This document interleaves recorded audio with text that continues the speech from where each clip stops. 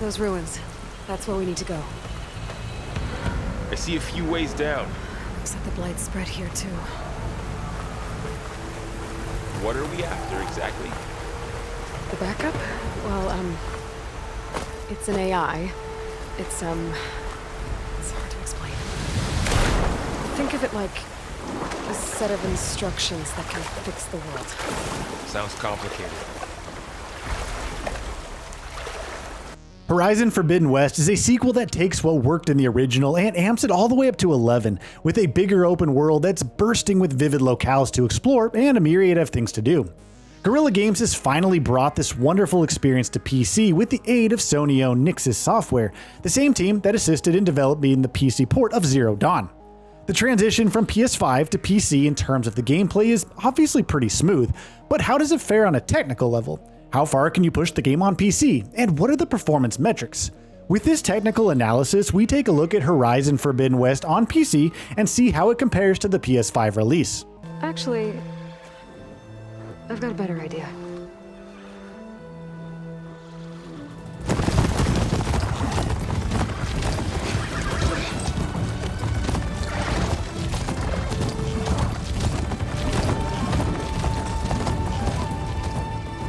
PC requirements, test bench specifications, and graphics settings menu. To run Horizon Forbidden West on a PC with low settings, you need to have at least an Intel Core i3 8th generation with a GTX 1650 4GB and 16GB of RAM. However, if you would like to bump the settings up to medium or high, you would need an Intel Core i5 8th generation with RTX 3060 and 16GB of RAM. Additionally, you would also need to have 150 gigabytes of available space, and a PCIe 4.0 SSD it's recommended for the best performance since the game takes advantage of Windows DirectStorage API. For our tests, we ran the game on a PC comprising an AMD Ryzen 5950X, NVIDIA RTX 3080 Ti, and 32 gigabytes of RAM. This is well over what the game recommends, so we had the liberty of cranking the settings to maximum without compromising on the resolution. Starting off with the settings menu, Horizon Forbidden West gives a vast breadth of graphical sliders to choose from, ranging from texture quality to anti-aliasing and much more. Helpful labels do a good job of informing what these settings actually do, but having corresponding screenshots or clips that actually demonstrate the visual differences between these settings would have been a lot more convenient. If tinkering with settings isn't your thing, you could always skip the individual sliders and just choose from high, low, and medium presets depending on your configuration. PC performance. Given our test bench specifications, we were able to run the game at maxed out settings. We turned the resolution up to 4K, turned VSync and NVIDIA low latency on, and turned dynamic resolution scaling to 60% through DLSS upsampling. Unlike Horizon Zero Dawn and other Sony first-party ports that require shader compilation, Horizon Forbidden West has finally solved this issue, and it starts up without any annoying compilation. That being said, there are a few seconds of shader compilation that happens during the transition from a skipped cutscene to gameplay, but it isn't all that impactful in the grand scheme of things. Coming over to the performance, our test PC was able to handle Horizon Forbidden West on its maxed out settings without any issues. Frame rates were averaging around anywhere from 60 frames per second to 65, and the experience was pretty smooth across the board. Guerrilla Games has done a fantastic job of transporting the beauty of Horizon Forbidden West post-apocalyptic world to PC, and everything from the lush jungles to clear waterfalls and bright flower fields looks absolutely gorgeous on the PC.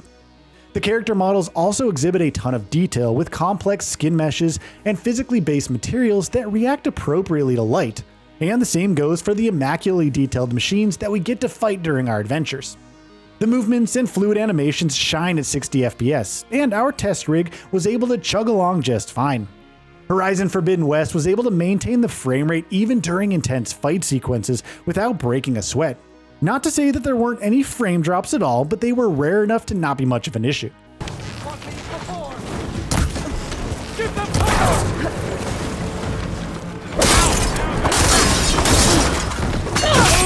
No way! How does the PC version build upon the PS5 release? Horizon Forbidden West on PC features some excellent quality of life improvements over the PS5 version, with two of the most notable features being support for multiple displays and ultra-wide screens. Players with compatible displays can play through the entirety of Forbidden West in a 32:9 aspect ratio, and the developers have taken care to ensure that the stretched out ratio doesn't cause any rendering issues.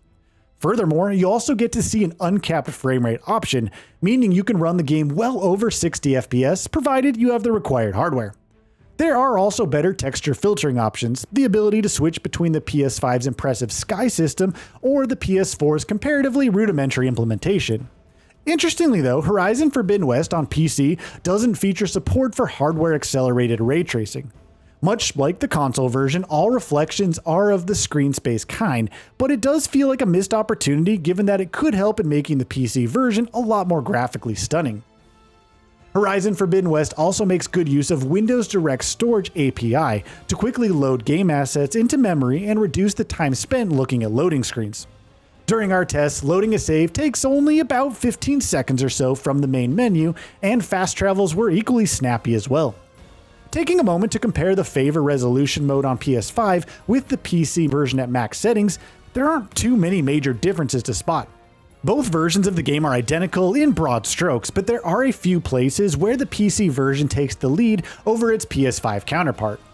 Thanks to 16x anisotropic filtering, the textures look marginally better on the PC than on the PS5. Similarly, the level of fidelity in distant objects is also higher on PC than on PS5, and internal rendering resolution also looks to be higher. Again, these are mostly iterative upgrades as opposed to radical changes over the PS5 version. All in all, Horizon Forbidden West remains a beautiful game regardless of whether you play it on a PC or a PS5. Conclusion.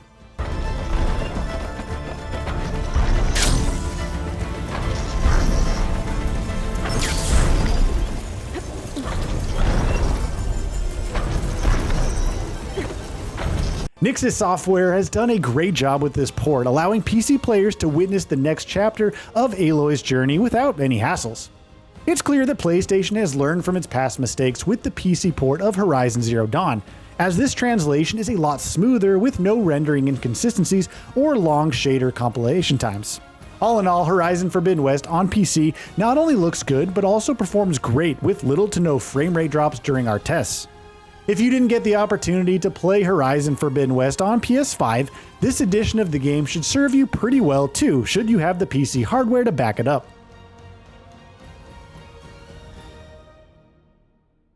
So, what are your thoughts on this? Go ahead and share them in the comments below. And if you like this video, please subscribe to the channel and enable all notifications by clicking the bell icon to get new video updates. We upload every day and would really appreciate your support. Thanks for watching.